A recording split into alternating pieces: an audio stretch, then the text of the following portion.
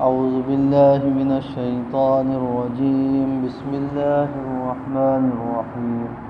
قال رب اشرح لي صدري ويسر لي أمري واحلل عقدة من لساني يفقهوا قولي. سبحانك لا علم لنا إلا ما علمتنا إنك أنت العليم الحكيم. اللهم صل على محمد وعلى آل محمد وأنزله المقعد المقرب عندك يوم القيامة. محترم بزرگ و دوستو، اللہ رب العزت کا کرم ہوا، فضل ہوا، احسان ہوا کہ اللہ رب العزت نے ہم کو جو ہے دین کی مجلس میں جمع فرمایا ہے۔ اللہ رب العزت کے ایسی مجالس پر مغفرت کے وعدے، بلکہ مجلس کے ختم ہونے پہ ایک فرشتہ اعلان کرے گا کہ مجلس میں بیٹھنے والوں بخشائے اپنے گھروں کو چلے جاؤ، کہ اللہ نے تمہارے گناہوں کو نیکیوں سے بدل دیا ہے، تمہاری مغفرت فرما دی۔ تو یہ اتنی اونچی مجلس ہے، اس لیے ہم کو اس کا یقین بھی ہو کہ صحابہ ایسی مجالس میں بیٹھا کرتے تھے تو ایسے جڑ کے بیٹھا کرتے تھے کہ اگر ان کے سروں پہ ایک چادر ڈال دی جائے تو جھولنا پڑے۔ اس لیے اللہ تعالیٰ جو ہم کو بار بار ایسی مجلس میں بیٹھنے کی توفیق عطا فرمائے۔ اللہ نے میری آپ کی اور قیامت تک آنے والے انسان کی کامیابی جو ہے وہ اپنے دین کے اندر میں رکھی۔ جس کی زندگی کے اندر میں دین ہوگا، اللہ رب العزت اس کو دنیا میں بھی کامیاب کرے گی اور آخرت میں آنے والی جو لامحدود زندگی ہے اس میں بھی کامیاب کرے گی۔ اور جس کی زندگی میں دین نہیں ہوگا، اللہ اس کو دنیا میں بھی ناکام کرے گی اور آخرت میں آنے والی جو لامحدود زندگی ہے اس کے اندر بھی ناکام کرے گی۔ جس طرح دوا ہوتی ہے کہ انسان جب اس کو لیتا ہے تو دوا اندر میں جاتی ہے تو باہر میں صحت اور اس کی تندرستی نظر آتی ہے، اسی طرح دین جب زندگیوں کے اندر میں آئے گا تو اللہ کے حکم آئے گے، رسول اللہ صلی اللہ علیہ وسلم کے طریقے آئے گے، اور اللہ نے اسی پر کامیابی کا وعدہ رکھا ہے کہ جس کی زندگی دین والی ہوگی اللہ اس کو کیا کرے گی؟ کامیاب کرے گی۔ اس لیے بزرگوں، ہمیں اپنے دلوں کے یقین کو صحیح کرنا ہے کہ کرنے والی ذات جو ہے وہ صرف اور صرف اللہ ہی کی ہے۔ کرنے والی ذات جو ہے وہ صرف اور صرف اللہ ہی کی ہے، کہ اللہ کے وعدوں کو یقین اپنے دلوں کے اندر میں لانا اور اللہ کے علاوہ جتنا ہے ان کا یقین دلوں سے نکالنا، اور رسول اللہ صلی اللہ علیہ وسلم کے طریقوں میں 100% کامیابی ہے، اور ان سے ہٹ کے جتنے بھی طریقے ہیں اس میں ناکامی ہی ناکامی ہے، کہ اللہ تعالیٰ کے اوامر کو رسول اللہ صلی اللہ علیہ وسلم کے طریقے پہ پورا کرنے میں دنیا و آخرت کی تمام کامیابیوں کا یقین کرنا، کہ اللہ کا حکم اور رسول اللہ صلی اللہ علیہ وسلم کا طریقہ، یہ اللہ کے وعدوں کا یقین زندگی میں لانا ہے۔ حدیث پاک میں ایک واقعہ نقل کیا گیا ہے کہ ایک شخص کا گھر کے اندر کھجور کا درخت تھا۔ صدقات کے اندر واقعہ ہے کہ جب وہ کھجوریں توڑنے کے لیے اپنے درخت پر چڑھتا تو کچھ کھجوریں جو ہے اس کے پڑوس میں ایک غریب کا گھر تھا، اس کے گھر میں گر جایا کرتی، اور اس کے معصوم بچے جو ہے وہ کھجوریں اٹھا کے کھا لیا کرتے تھے، لیکن وہ اتنا ظالم کہ درخت پر سے اترتا، بچوں کے ہاتھوں میں سے چھین لیتا، حتیٰ کہ اگر ان کے منہ میں ہوتی تو انگلی ڈال کے وہ بھی نکال لیتا۔ جب وہ شخص نے اللہ کے رسول سے شکایت کی تو اللہ کے رسول صلی اللہ علیہ وسلم شخص کے پاس گئے، درخت کے مالک کے پاس، اور اس سے کہا، کیا تو یہ اپنا ٹیڑھا درخت مجھے جنت کے بدلے میں بیچنا چاہتا ہے؟ کہ اگر تو یہ درخت میرے ہاتھ بیچ دے تو اللہ تجھ کو کیا کرے گا؟ کہ جنت کے اندر میں ایسا کھجور کا درخت عطا کرے گا۔ تو اس نے تو بیچنے سے انکار کیا، لیکن ایک صحابی سن رہے تھے، انہوں نے آ کے آپ صلی اللہ علیہ وسلم پوچھا، یا رسول اللہ صلی اللہ علیہ وسلم، اگر یہ درخت میں لے کے اس غریب کو دے دوں تو کیا یہ وعدہ میرے لیے بھی ہے؟ تو اللہ کے رسول صلی اللہ علیہ وسلم فرمایا کہ ہاں، یہ وعدہ تمہارے لیے بھی ہے۔ اس شخص کے پاس گئے، کہا کہ دیکھ یہ درخت تو میرے ہاتھ بیچ دے، تو وہ تو داؤ پیچ کھانے لگا، کہا کہ نہیں جی، یہ درخت مجھ کو بہت پسند ہے اور اس کی کھجوریں بہت عمدہ ہے، کہا کہ اس کے علاوہ بھی درخت ہے، اس شرط پر دیا کہ بھئی 40 درخت، ایک کھجور کے درخت کے بدلے میں 40 درخت دے۔ کہا کہ معاملہ طے ہو گیا، لیکن پھر اپنی بات سے پھر گیا، پھر کہا کہ بھئی 40 درخت ایک ہی جگہ پہ ہوں۔ انہوں نے تھوڑا غور و فکر کرا اور کہا کہ ہاں 40 درخت ایک ہی جگہ پہ ہوگی۔ وہ 40 درخت دے کے ایک کھجور کا درخت لیا ہے، اور اللہ کے رسول صلی اللہ علیہ وسلم کے پاس گئے کہ یا رسول اللہ، میں نے وہ ٹیڑھا درخت اس ظالم سے خرید لیا ہے۔ تو اللہ نے فرمایا کہ اللہ تعالیٰ جو ہے تم کو جنت میں ایسا درخت دے گی۔ تو صحابہ کے دلوں میں اللہ کے وعدوں کا یقین ایسے بیٹھا ہوا تھا کہ ہر ایک عمل پر آپ نے حدیث فرمائی کہ جو شخص بازار میں جا کے چوتھا کلمہ پڑھے گا، اللہ رب العزت اس کو جو ہے 10 لاکھ نیکیاں دیں گے، اس کے 10 لاکھ گناہ معاف کریں گے اور 10 لاکھ درجات اس کی جنت میں بلند کریں گے۔ ایک روایت میں فرمایا جس کا مفہوم ہے کہ اللہ اس کو جنت میں ایک محل عطا کریں گے۔ تو صحابی اٹھ کے گئے مجلس سے اور تھوڑی دیر کے بعد آ کے بیٹھے، تو آپ نے پوچھا کہاں گئے تھے؟ کہا کہ بازار گیا تھا چوتھا کلمہ پڑھنے کے لیے۔ تو صحابہ کے دلوں میں اللہ کے وعدوں کا یقین ایسا بیٹھا ہوا تھا کہ ہر ایک عمل کو جو ہے اس کے احتضار کے ساتھ میں صحابہ کیا کرتے تھے۔ اسی لیے جب تو ان کا ایمان بنا تھا، صحابہ کا ایمان ایسے بنا تھا کہ اللہ کے وعدوں کا یقین دلوں کے اندر میں آیا ہوا تھا۔ حضرت علی کیا ہے، اللہ کے رسول صلی اللہ علیہ وسلم نے ایک شخص سے اونٹ خریدا ہے، آپ جا رہے ہیں اس کی قیمت ادا کرنے کے لیے، اونٹ والا پیچھے آ رہا ہے، تو کیا کیا جی؟ وہ شخص سے دوسرے شخص نے معاملہ کیا، کہا کہ میرے ہاتھ فروخت کر دے۔ اس نے اللہ کے رسول صلی اللہ علیہ وسلم کو آواز دے کے کہا کہ آپ اگر یہ خریدنا چاہتے ہیں تو خرید لے، ورنہ میں اس کے ہاتھ بیچنے کو تیار ہوں۔ تو اللہ کے رسول صلی اللہ علیہ وسلم پریشان ہوئے کہ بھئی میں نے تو اونٹ یا گھوڑا جو بھی تھا میں نے تم سے خرید لیا ہے، کہا کہ آپ خریدنا چاہے تو لے ورنہ یہ تیار ہے۔ تو اللہ کے رسول صلی اللہ علیہ وسلم تھوڑا پریشان ہوئے، اتنے میں کچھ لوگ جمع ہو گئے، تو ان میں ایک صحابی حضرت خزیمہ بنت ثابت رضی اللہ عنہ، انہوں نے کہا یا رسول اللہ صلی اللہ علیہ وسلم میں گواہی دیتا ہوں کہ یہ گھوڑا یا اونٹ جو بھی تھا وہ آپ ہی نے خریدا ہے۔ تو اللہ کے رسول صلی اللہ علیہ وسلم اس صحابی کی طرف مخاطب ہوئے، کہا کہ بھئی تم تو یہاں موجود نہیں تھے، پھر تم نے کس بات کی وجہ سے کہہ دیا کہ گھوڑا یا اونٹ میں نے خریدا ہے؟ فرمایا یا رسول اللہ صلی اللہ علیہ وسلم جب میں آپ کو جنت اور جہنم کی خبروں میں سچا مانتا ہوں، زمین اور آسمان کی خبروں میں سچا مانتا ہوں، تو میں یہ کیسے نہ کہوں کہ یہ گھوڑا یہ اونٹ آپ ہی نے خریدا ہے، بے شک یہ آپ ہی نے خریدا ہے۔ تو اللہ کے رسول صلی اللہ علیہ وسلم نے فرمایا کہ آج سے خزیمہ کی گواہی 2 لوگوں کے برابر ہے، کہ جہاں پہ 2 لوگ گواہی دیں گے وہاں پہ خزیمہ بنت ثابت کی گواہی ایک معتبر ہو جائیں گے، اکیلے کی گواہی۔ یہ ایسا تھا، صحابہ ایسے بنے تھے، یہ اللہ کے وعدوں کے، اللہ کے رسول صلی اللہ علیہ وسلم کی بات پر ایسا پکا یقین لے آیا تھا۔ اس لیے وہ یقین ہم کو بھی بنانا ہے کہ اپنے دلوں کے یقین کو صحیح کرنا ہے کہ کسی سے کچھ نہیں ہوتا، ساری کائنات جو ہے اللہ کی محتاج ہے اور اللہ کسی کے بھی محتاج نہیں ہے۔ اللہ تعالیٰ نے اپنے رسول صلی اللہ علیہ وسلم فرمایا ہے اے نبی جی آپ کہا کیجئے کہ اے اللہ، اے تمام سلطنت کے مالک، آپ ملک کا جتنا حصہ جس کو دینا چاہے دے دیتے ہیں اور جس سے چھیننا چاہے چھین لیتے ہیں۔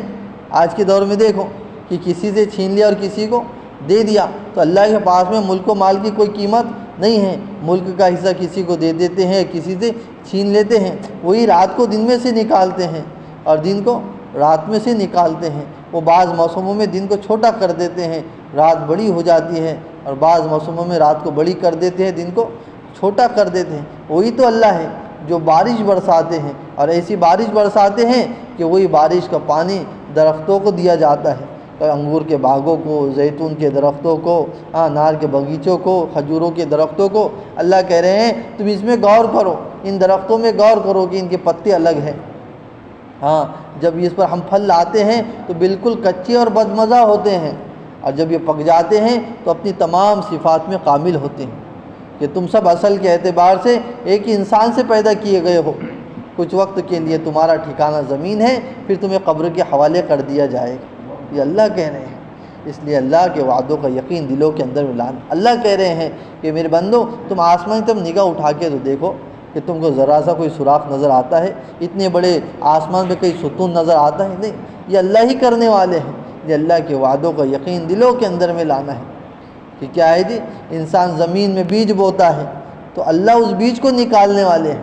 اللہ خود کہہ رہے ہیں قرآن کے اندر کہ جو بیج تم زمین میں ڈالتے ہو اس کو تم نکالتے ہو کہ ہم اس کے نکالنے والے ہیں۔ اور کیسا نکالتے ہیں؟ ننھی سی کوپل نکالتے ہیں، اس کو بڑا کرتے ہیں، اس کی پرورش کرتے ہیں، اس کو تناور درخت بنا دیتے ہیں، اس پر پتے لاتے ہیں، اس پر کلی لاتے ہیں، اس پہ پھول لاتے ہیں، اس پر پھل لاتے ہیں۔ اور کیسا پھل؟ کسی کو میٹھا کر دیتے ہیں، کسی کو کھٹا کر دیتے ہیں، کسی کو ترش کر دیتے ہیں۔ یہ کون کر رہا بھائی؟ اللہ ہی کرنے والے ہیں۔ اس لیے اللہ جب چاہے، جہاں چاہے، جو چاہے، جیسا چاہے، یہ اللہ ہی کرتے ہیں۔ اللہ جب چاہے، جہاں چاہے، جیسا چاہے، جو چاہے، یہ اللہ ہی کرتے ہیں۔ جو چیز اللہ نے اپنے قدرت سے بنایا ہے وہ بھی، اور جو چیز انسان کو اللہ نے عقل دی ہے وہ عقل سے اگر اس نے کوئی چیز بنایا ہے تو وہ چیز بھی اللہ کے حکم پر اور امر پر ہی استعمال ہوگی۔ کہ انسان نے کیا بنا دی جی، اللہ نے عقل دی، عقل کے ذریعے انسان نے چھری بنائی ہے، لیکن وہ چھری اللہ کے حکم پر استعمال ہوئی ہے کہ اسماعیل علیہ السلام کو چھری ذبح نہ کر سکی، پانی موسیٰ علیہ السلام کو ڈبا نہ سکا، آگ ابراہیم علیہ السلام کو جلا نہ سکی، اس لیے اللہ ہی کرتے ہیں۔ اس لیے اللہ اپنے بندوں کو ان کے ارادوں میں ناکام کرتے ہیں، اپنے تعارف کے لیے ناکام کرتے ہیں۔ اس لیے حضرت علی فرماتے تھے میں نے اللہ کو پہچانا اپنے نیک ارادوں کے ٹوٹنے پر۔ کہ کیا کیا، آپ صلی اللہ علیہ وسلم کے پاس میں کچھ لوگ آئے اور آپ سے سوال پوچھا کہ آپ ہمیں سوال کا جواب دے دیں کہ روح کیا ہے، ذوالقرنین کون ہے، اور ایک اور سوال پوچھا اس تعلق سے، تو آپ نے کہا کہ بھئی کل بتا دوں گا۔ اصحاب کہف کہاں ہیں؟ تو آپ نے کہا کہ میں کل بتا دوں گا۔ علماء فرماتے ہیں کتنے دن گزر گئے لیکن آپ پر وہی نہیں آئی۔ کیوں؟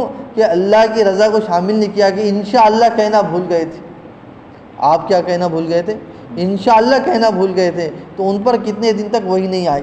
اور ہم کتنے کام ایسے کر لیتے ہیں کہ کل کر لیں گے، دیکھ لیں گے، نہیں، بلکہ ہر کام میں جو ہے اللہ کو شامل رکھے۔ کہ اللہ خود کہے نبی جی آپ کوئی بھی کام کرے لیکن اس میں کیا کرے، ہم کو شامل رکھا کرے۔ سلیمان علیہ السلام ہیں، آپ کا نیک ارادہ ہے، ارادہ کتنا اچھا، سلیمان علیہ السلام نے ارادہ کیا کہ میں دین کے لیے 100 مجاہد تیار کروں گا، تو کیا کیا؟ فرماتے ہیں علماء کہ 100 بیویوں سے نکاح کیا، امید ہوئی 100 میں سے ایک کو امید ہوئی، وہ بھی وقت سے پہلے ساقط ہو گیا۔ کہ یہ آپ کی محنت کا نتیجہ کہ آپ نے انشاءاللہ کہنا بھول گئے تھے۔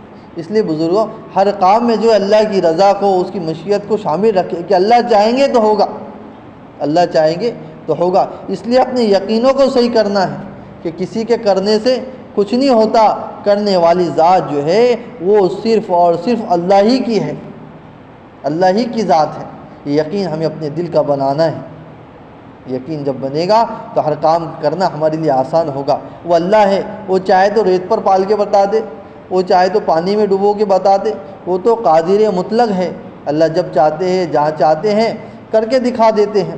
اس لیے چیونٹی سے لے کر جبرائیل تک، قطرے سے لے کر سمندر تک، ذرے سے لے کر پہاڑ تک، سوئی سے لے کر ایٹم بم تک، جتنی بھی چیزیں ہیں جو نظر آ رہی ہے اور جو چیزیں نظر نہیں آ رہی، یہ تمام کی تمام چیزیں نفع اور نقصان پہنچانے میں اللہ کی محتاج ہے، اور اللہ ان میں سے کسی کے بھی محتاج نہیں ہے۔ جیسے حضرت جی مولانا الیاس صاحب رحمۃ اللہ علیہ فرماتے تھے کہ تمام دنیا کے انسان ایک میدان میں جمع ہو جائے، تمام انبیاء، تمام نبی، اور جس کے صدقے میں اللہ نے کائنات کو بنایا، حضرت محمد مصطفیٰ صلی اللہ علیہ وسلم کی ذات بھی اس میدان میں موجود ہو، اور تمام کے تمام مل کر ایک تنکے کو حرکت دینا چاہے اور اللہ نہ چاہے تو ایک تنکے کو بھی حرکت نہیں دے سکتے۔ یہ اللہ ہی کرنے والے ہیں۔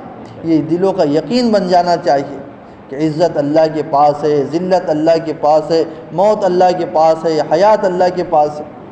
کہ کیا جی، اللہ کیسی عزت دی یوسف علیہ السلام کو کہ بھائیوں نے حسد کیا، کنویں میں ڈال دیا ہے، کنویں سے نکلے تو فروخت ہو گئے ہیں، قید کے اندر چلے گئے ہیں، لیکن اللہ نے کیا کیا؟ پھر مصر کا وزیر خزانہ بنا دیا ہے۔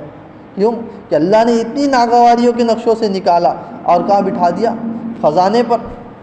اور نمرود دیکھو کہ اتنا بڑا بادشاہ، فوج اس کے پاس، حکومت اس کے پاس، لوگ اس کا اکرام کرنے والے، لیکن اللہ نے جب اس کو ذلت کرنے کا اور ذلیل کرنے کا ارادہ کیا ہے تو کیا کیا جی؟ ایک لنگڑے مچھر کے ذریعے سے اس کی عقل کو خراب کر دیا ہے۔ کہ جو لوگ جو آ کے اس کو سلام کرتے تھے تو اب اس سے کہا جا رہا ہے کہ ان کو سلام مت کرو بلکہ کیا مارو؟ جوتا۔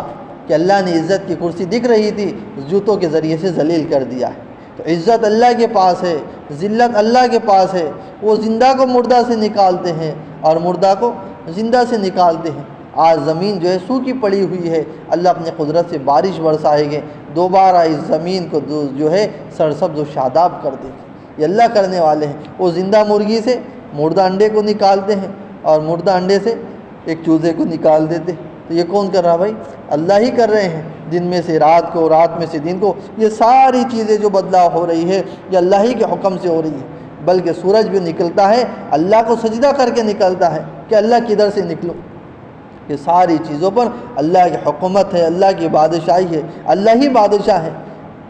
فرمایا گیا ہے کہ اللہ جو ہے زمینوں کو اپنے قبضے میں لے گے اور آسمانوں کو اپنے داہنے ہاتھ میں لپیٹیں گے اور فرمائیں گے کہاں ہے زمین کے بادشاہ؟ میں ہی بادشاہ ہوں۔ اس لیے عزت اللہ کے پاس ہے۔ اللہ خود کہہ رہے ہیں قرآن پاک کے اندر، کیا یہ لوگ کافروں کے پاس عزت تلاش کرتے ہیں؟ تو یاد رکھیں کہ عزت تو ساری کی ساری ہمارے پاس ہے، اور عزت للہ جمیعا، عزت تو ساری کی ساری کس کے پاس ہے؟ اللہ کے پاس ہے۔ اس لیے اللہ سے ہر چیز مانگنا چاہیے۔ فرمایا گیا ہے کہ ہمارے پاس میں ہر چیز کے خزانے بھرے پڑے ہیں، ہم جب چاہتے ہیں ایک معین مقدار سے اس کو اتارتے رہتے ہیں۔ اس لیے اللہ کے رسول صلی اللہ علیہ وسلم نے صحابہ کا یقین صحیح کیا ہے، صحابہ کے دلوں کا یقین صحیح کیا ہے کہ ایک شخص اللہ کے رسول صلی اللہ علیہ وسلم پاس آئے اور کہا یا رسول اللہ اونٹوں میں خارج ہو گئی ہے، کھجلی ہو گئی ہے۔ تو اللہ کے رسول صلی اللہ علیہ وسلم گئے ہیں، کہا کہ بھئی کس سے ہوئی؟ کہا کہ اس اونٹ کو ہوئی، اس سے اس کو ہوئی، اس سے اس کو ہوئی۔ پہلے اونٹ کے پاس میں گئے اور کہا کہ اس اونٹ کو کھجلی کہاں سے ہوئی؟ کہا کہ اس کو تو کھجلی اللہ نے دی ہے۔ کہا کہ جس طرح اس اونٹ کو کھجلی اللہ نے دی ہے، اسی طرح سارے اونٹوں کو بھی کھجلی اللہ ہی نے دی ہے۔ اللہ کی ذات نعوذ باللہ ایسی کمزور نہیں ہے کہ ایک اونٹ کو کھجلی خارج دینا میرے سے ہوتی باقی کو اس سے سب کو ہو جائے، نہیں، بلکہ جس طرح ایک اونٹ کو کھجلی خارج اللہ نے دی ہے، اسی طرح سارے اونٹوں کو بھی خارج اللہ ہی نے دی ہے، اللہ ہی نے دی ہے۔ ابو درداء رضی اللہ عنہ مسجد میں بیٹھے ہوئے ہیں، ایک شخص آیا کہا آپ کا مکان جل گیا، دوسرا آیا کہا آپ کا مکان جل گیا، آپ نے کہا کہ نہیں میرا مکان نہیں جل سکتا، تیسرا آیا اور کہا ابو درداء آپ کا مکان جل گیا، کہا کہ نہیں میرا مکان نہیں جلا، چوتھے نے کہا کہ آگ آپ کے مکان تک آئی تھی اور بجھ گئی، کہا کہ مجھ کو یقین تھا کہ اللہ کے رسول صلی اللہ علیہ وسلم نے مجھ کو صبح دعا سکھائی تھی کہ جو شخص صبح اٹھ کر یہ دعا پڑھ لے گا اس کو شام تک کوئی مصیبت نہیں پہنچا سکتی، نقصان نہیں پہنچا سکتی، اور میں نے یہ دعا پڑھنی تھی، اس لیے مجھ کو یقین تھا کہ مجھ کو کوئی نقصان نہیں پہنچ سکتا۔ اس لیے ہمارے حضرت فرما رہے تھے کہ جس کا یقین نظر پہ ہوگا وہ خبر سے فائدہ نہیں اٹھائے گا، اور جس کا یقین خبر سے ہوگا وہ نظر سے دھوکہ نہیں کھائے گا۔ کہ حضرت ابو درداء دنوں کی جو تھی نگاہ کائے پہ تھی بھئی خبر پہ تھی، ان کا یقین خبر کے اوپر تھا کہ اللہ کے رسول نے خبر دی ہے کہ اس کو مصیبت نہیں پہنچ سکتی۔ ہاں، حضرت ابو امامہ اس مسجد میں بیٹھے ہوئے، اللہ کے رسول نے فرمایا ابو امامہ کیا ہے، کیا بات ہے، تم کو مسجد میں دیکھ رہا ہوں؟ تو کیا فرمایا کہ مجھ پر قرض ہو گیا ہے، آپ نے دعا سکھائی ہے کہ یہ دعا پڑھ لیا کر، اگر تجھ پر یمن کے سیر پہاڑ کے برابر بھی قرض ہوگا تو اللہ کیا کریں گے، اس کی برکت سے سب ادا کرا دیں گے۔ اس لیے ایسے وعدوں کا یقین دلایا ہے اللہ کے رسول صلی اللہ علیہ وسلم نے۔ اس لیے ہمیں بھی اپنے دلوں کے اندر میں اللہ کے وعدوں کے یقین کو لانا ہے کہ اللہ کرنے والے ہیں، اور اللہ نے کامیابی محمد الرسول اللہ صلی اللہ علیہ وسلم کے طریقوں کے اندر میں رکھی ہے۔ جس کی زندگی رسول اللہ صلی اللہ علیہ وسلم کے طریقے زندگی سے میل کھائے گی، اللہ اس کو کامیاب کرے گی، اللہ اس کو کامیاب کریں گے۔ اس لیے سنتیں ہیں کہ ہماری زندگی میں ایک ایک سنت آ رہی ہو، ایک ایک طریقہ آ رہا ہو۔ اللہ کے رسول صلی اللہ علیہ وسلم فرمایا، حدیث پاک کا مفہوم ہے کہ میری ساری امت جنت میں جائے گی سوائے اس شخص کے جو انکار کر دے۔ صحابہ نے عرض کیا یا رسول اللہ صلی اللہ علیہ وسلم جنت میں جانے سے کون انکار کر سکتا ہے؟ آپ صلی اللہ علیہ وسلم ارشاد فرمایا کہ جس نے میرے طریقے سے محبت کی اس نے مجھ سے محبت کی، جس نے میرے طریقے سے اعراض کیا یقیناً اس نے جنت میں جانے سے انکار کر دیا ہے۔ اس لیے آپ صلی اللہ علیہ وسلم طریقے ہماری زندگی میں آ رہے ہو۔ 3 شخص جو ہے آپ کی ازواج مطہرات کے پاس میں پہنچے آپ صلی اللہ علیہ وسلم کی عبادت کا حال پوچھنے کے لیے۔ جب ان کو آپ صلی اللہ علیہ وسلم کی عبادت بتائی گئی تو انہوں نے آپ کی عبادت کو وہ تھوڑا سمجھا، تھوڑی سی مراد بہت سمجھا، اور کیا کہا کہ بھئی ہمارا آپ صلی اللہ علیہ وسلم سے کیا مقابلہ۔ ایک نے کہا کہ بھئی میں تو ہمیشہ رات بھر نماز پڑھا کروں گا، دوسرے نے کہا میں ہمیشہ روزہ رکھوں گا، تیسرے نے کہا میں ایک عورتوں سے دور رہوں گا، کبھی نکاح نہیں کروں گا۔ ان کی باتیں ہو رہی تھی کہ اللہ کے رسول صلی اللہ علیہ وسلم تشریف لائے اور کہا کہ کیا تم لوگوں نے یہ باتیں کہی ہے؟ تو کہا غور سے سنو، میں روزہ رکھتا ہوں اور نہیں بھی رکھتا، نماز پڑھتا ہوں اور سوتا بھی ہوں، اور عورتوں سے نکاح بھی کرتا ہوں، یہی میرا طریقہ ہے۔ جس نے میرے طریقے سے اعراض کیا وہ مجھ سے نہیں ہے۔ اس لیے آپ صلی اللہ علیہ وسلم کا ایک ایک طریقہ ہماری زندگی میں آ رہا ہو۔ اس لیے ہمارے بڑے کہہ رہے ہیں کہ ہمارے کام سے مقصود تو احیاء سنت ہے، سنتوں کا زندہ کرنا ہی کام ہے۔ تبلیغ سے مراد تبدیلی ہے، کہ جو تبدیل ہوگا وہ دوسروں کی تبدیلی کا ذریعہ بنے گا، جو صالح ہوگا وہ مصلح بنے گا، یعنی جو نیک ہوگا وہ دوسروں کے نیک بننے کا ذریعہ بنے گا۔ اس لیے ہم اپنی زندگیوں کو نمونہ بنائیں۔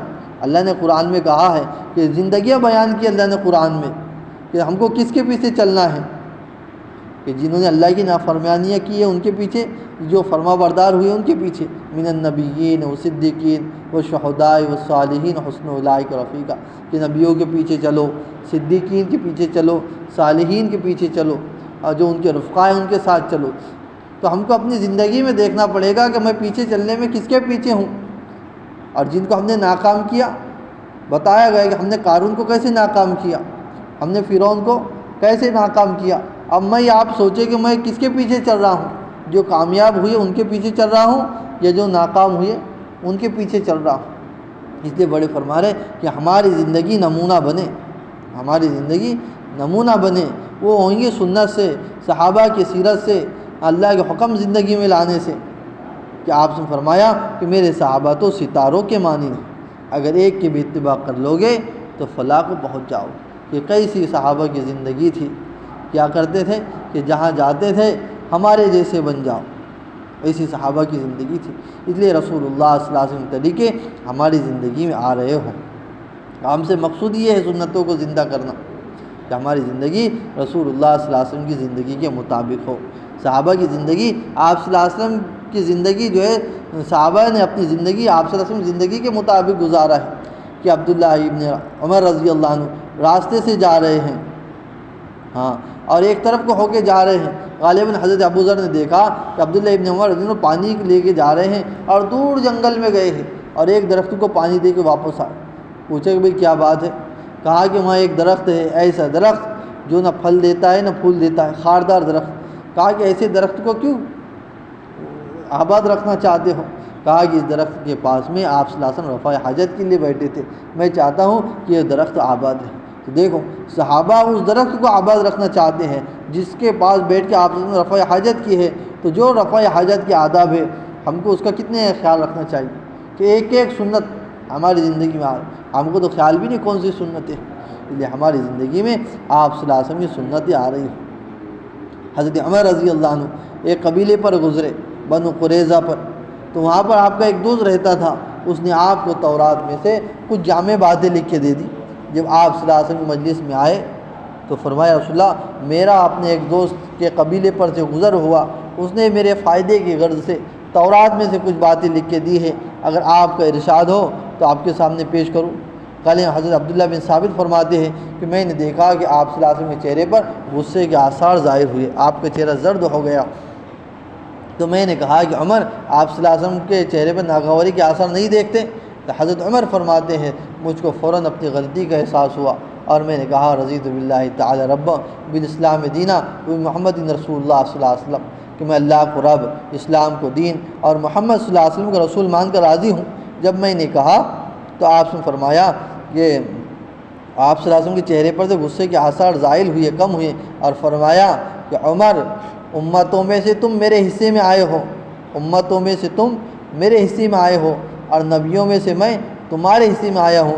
اگر اس دور میں موسیٰ علیہ السلام موجود ہوتے، حالانکہ موسیٰ علیہ السلام بھی نبی ہے، آپ کو بھی کتاب دی گئی ہے، لیکن فرما رہے ہیں کہ اگر اس دور میں موسیٰ علیہ السلام موجود ہوتے اور تم مجھے چھوڑ کر ان کا اتباع کرتے تو یقیناً گمراہ ہو جاتے۔ کیا ہو جاتے؟ حالانکہ موسیٰ علیہ السلام نبی ہیں، ان کو کتاب دی گئی، لیکن مجھ کو چھوڑ کر موسیٰ علیہ السلام کی اتباع کرتے تو کیا ہو جاتے؟ گمراہ ہو جاتے۔ لہٰذا تمہاری کامیابی میری ہی اتباع میں ہے۔ آپ صلی اللہ علیہ وسلم کا ایک ایک طریقہ زندگی میں آ رہا ہو، اللہ کے احکام ہمارے زندگی میں آ رہے ہو، رسول اللہ صلی اللہ علیہ وسلم کے طریقے ہماری زندگی میں آ رہی ہوں، ایک ایک زندگی۔ اس لیے اللہ کے دھیان کے ساتھ ہماری زندگی گزرے، نمازوں کے اندر میں ہمارا دل لگے، کیسی نماز پڑھ رہے ہیں، ہاں ایسی نماز اللہ اکبر کے پیر پر ورم آ جا رہا ہے، سفر میں ہیں، بیٹے کے انتقال کی خبر مل رہی ہے، تو کیا سواری سے اترے، 2 رکعت نماز پڑھی اور اللہ سے کی التجا کی ہے۔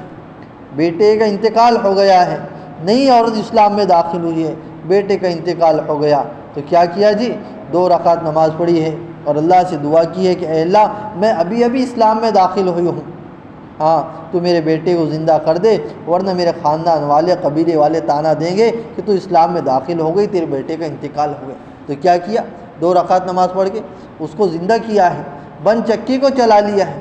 یہ کائی کی برکت سے یہ نماز کے اندر ایسی طاقت اور ایسی جان پیدا کی تھی کہ اس زمانے کا قولی کیا تعلق اللہ سے جڑا ہوا تھا کہ 2 رکعت نماز کی نیت بانی ہے، چوتھے آسمان کا فرشتہ زمین پہ بلا لیا ہے۔ تو اللہ کی وہی مددیں ہیں، وہی نصرتیں ہیں، بشرط یہ کہ ہم اللہ کو ویسا عمل دیں کہ جو عمل صحابہ نے پیش کیا تھا، جو یقین والا عمل صحابہ نے پیش کیا تھا، تو اللہ کی مدد بھی ان کے ساتھ یقینی ہو گئی تھی۔ ہم بھی اگر اپنا عمل اللہ کے سامنے پیش کریں گے تو اللہ کے وہی وعدے اور وہی مدد اور نصرت کے وعدے ہیں جو صحابہ کے ساتھ ہوا۔ اس لیے ہم کو اپنی نمازیں بنانا ہے کہ خوب دھیان کے ساتھ، دل جمعی کے ساتھ نماز پڑھنا ہے، کہ نوافل کا کثرت سے اہتمام کرنا ہے کہ نوافل کے ذریعے سے بندہ اللہ کے قریب ہوتا ہے۔ تہجد کا اہتمام کرنا ہے۔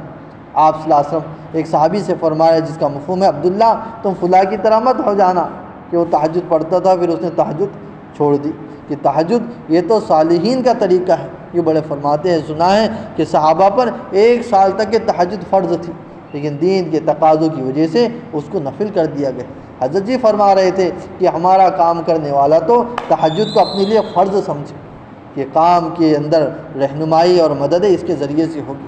قرآن پاک کی تلاوت کا اہتمام کرے، ذکر اللہ کا اہتمام کرے، اللہ کو یاد رکھے۔ یہ فرما دیں کہ مومن عمل سے عمل میں داخل ہوتا ہے، مومن وہ نہیں ہے جو عمل سے غفلت میں داخل ہوتا ہے۔ اس لیے اللہ کی دھیان والی زندگی ہو، اکرام کے ساتھ ہم چل رہے ہو، ہمارا ہر نیک عمل اللہ کو راضی کرنے کے لیے ہو رہا ہو۔ اس لیے اللہ کے راستے کا خروج ہے کہ جان مال وقت جو ہے اللہ کی دی ہوئی امانت ہے، اللہ کے راستے میں اس کو لگانا ہے، اللہ کے راستے میں اس کو لگانا ہے، کیونکہ اللہ جو ہے کل قیامت کے دن اس کے بارے میں پوچھیں گے۔ یہ 4 سوال آدمی سے نہ ہو جائے جب تک اس کے قدم نہیں ہل سکتے، اس لیے انسان وہاں کامیاب ہو جائے اس کی محنت ہم کو کرنا ہے، اپنا یقین و اعمال کو درست کرنا ہے، اور سارے عالم کے انسانوں کو صحیح یقین و عمل پر لانے کے لیے رسول اللہ صلی اللہ علیہ وسلم والے طریقے کو پورے عالم میں لے کے چلنا ہے۔ اس کے لیے قربانی ہے، اس کے لیے بزرگوں ہم سب نیت ارادے کریں کہ انشاءاللہ اس دین کی محنت کو لے کر اپنی زندگی میں دین کو لانے کے لیے دیر اور دور کے لیے جائیں گے، عالم کے تقاضوں کے لیے انشاءاللہ ہم تیار رہیں، کریں گے سب ساتھی۔ اللہ قبول فرمائے۔ سبحان اللہ و بحمدہ، سبحانک اللہ۔